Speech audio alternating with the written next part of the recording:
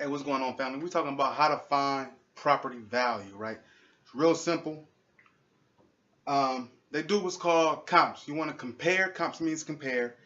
You compare like properties within a certain mile radius, and you do a little dividing, you do a little adding, and that's how you come up with the estimated property value. So, just to give you a quick example of how it would work, I use this app, man, to really find to look at real estate, to look at estimated values of properties. The app I use is called Redfin. So everybody, y'all go put that app on your phone, sign up, and use that app. It's a great way to find the estimated value of real estate. So, quick example of how something will work.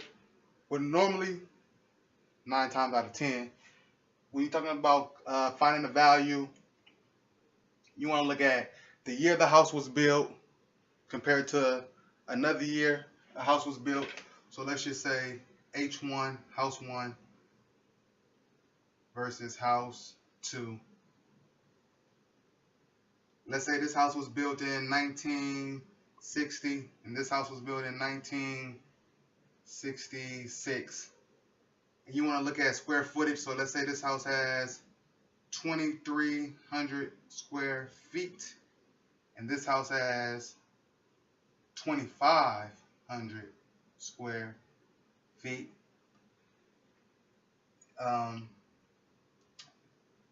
Bedrooms, this one has 4 bedrooms, 2 baths. This one has 2 bedrooms, 2 baths. They're within a mile radius of each other. Hope y'all can see this. I know I wrote it kind of small. They're within a mile radius of each other. And that's kind of how things will line up.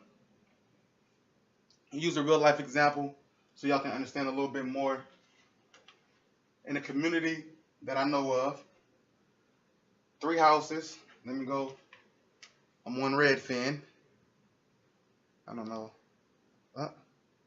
There you go. Anyway, I'm on the app.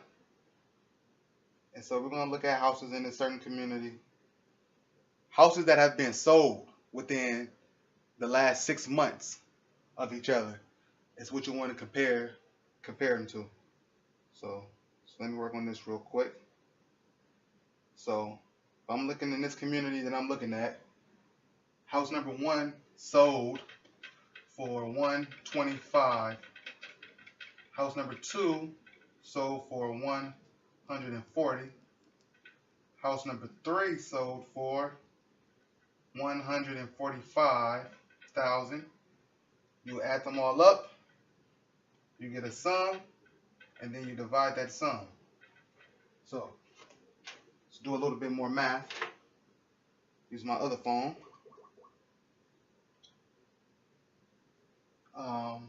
125, 140, 145. It gives you a total of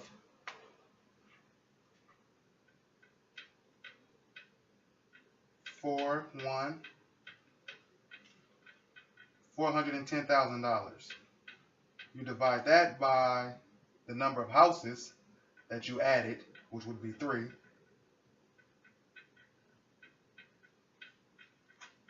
just gonna put K. And the total, that look kind of crazy.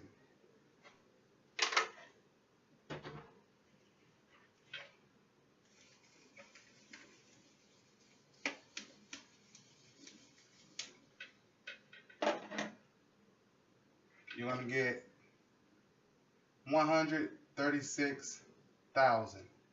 So that's fair market value for a home that you're trying to sell or you're trying to buy within that community. And that's how you do it. That's how you find property value.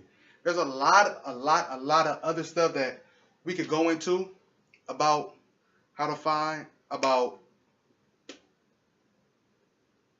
different prices and who determines value. The buyers, they determine the value of the property. Somebody may want to, that community may be close to an elementary school that's best in that city, and the person buying may have a young child that they really want to get their child into that school, so they'll pay more than 136 for that house. You see what I'm saying? And so the property value would rise in that community. So when the next person goes to sell their house, they'll sell it for a higher value as long as the comparables are pretty much similar. Somebody else, that community may be good with dogs. You know, they may have like a dog park nearby, and the person buying the house may have a lot of dogs, and they may pay more than fair market value. So that's basically who determines how much a house is worth is the buyers. Hope that makes sense. Hope that math makes sense to you guys. Any questions, hit me up. Peace out.